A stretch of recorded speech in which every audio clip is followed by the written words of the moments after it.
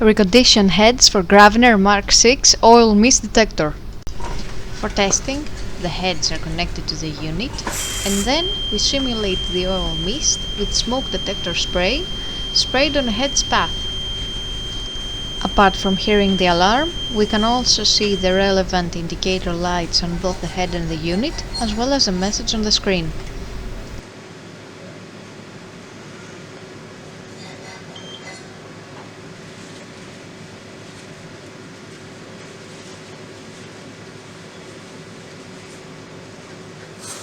The same process is repeated for the second head.